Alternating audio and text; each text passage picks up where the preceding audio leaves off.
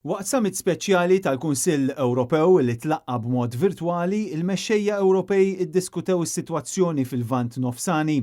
Dan is-summit infetaħ mill-President tal-Parlament Ewropew u MEP tal-Partit Nazzjonalista Roberta Metsola, fejn tenniet li l-pożizzjoni tal-Parlament Ewropew hija kontra kull tip ta' terrorizmu, li l-grupp terroristiku Hamas ma jirrappreżentax l-aspirazzjonijiet leġittimi tal-poplu Palestinjan u li għandha tibqa' issir diskussjoni bejn l-Unjoni Ewropea u rappreżentanti leġittimi tal-poplu Palestinjan u l-awtoritajiet l-oħra fir-reġjun.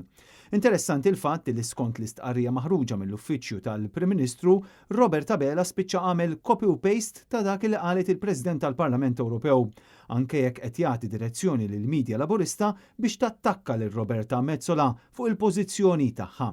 Fil-fatt, Robert Abela qal li Iżrael għandu kull dritt li jiddefendi lill-poplu tiegħu skont il-liġijiet internazzjonali, l-istess argumenti li għamlet il-President Metsola sa mis-7 ta' Ottubru li għadda meta seħħ l-attakk terroristiku mill-Ħammas fuq Iżrael. Abela ikkopja l-pożizzjoni ta' Metsola anke dwar is-sejħa immedjata tal-ħelsien bla kundizzjoni ta' ostaġġi maqbuda mill-Ħammas f'Gaza. Il-Prim Ministru qal li rridu anke naqsu l-eskalazzjoni tal-konflitt f'żoni oħra fir-reġjun tal-Lvant Nofsani. L-istess ħaġa il qalet Metsola fil-ftuħ tal-istess summit. Dan joħroġ aktar fid-der l-ipokrizija tal-Partit Laburista, għaliex minkejja dawn il-fatti il-Midja Laburista qed tibqa' ssib kull skuża biex tattakka lil Roberta Metsola. Intant il-President tal-Parlament Ewropew insistiet li l-attakk li seħħ fuq l-isptar f'Gaza mhux ġustifikabbli u li għandu jsir kull sforz possibbli sabiex ikun magħruf ġara.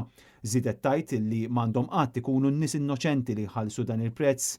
Waqt li kienet qed tindirizza l-plenarja tal-Parlament Ewropew, il-President Metsola qalet li fil-waqt li għadha għaddejja it-traġedja fil-Lvant Nofsani huma l-innoċenti li qed ikollhom iħallsu il-prezz ta' dak li qed iseħħ. We must ensure we continue to shed light on what happened as the tragedy in the Middle East continues to unfold. It is once again the innocent who are forced to pay the price. We must remain clear that protecting civilian lives must keep being a priority. We cannot lose sight of the humanitarian consequences. This has always been our core message.